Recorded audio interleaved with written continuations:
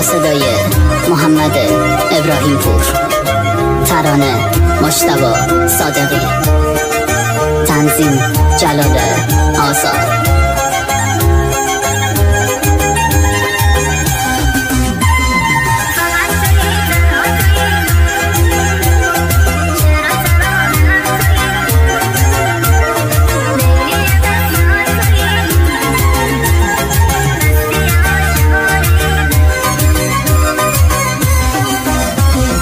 جان منی تو جانمی، جان جانان منی تو که خدای اشتبی، دین و ایمان منی با تو چارون میگیرم.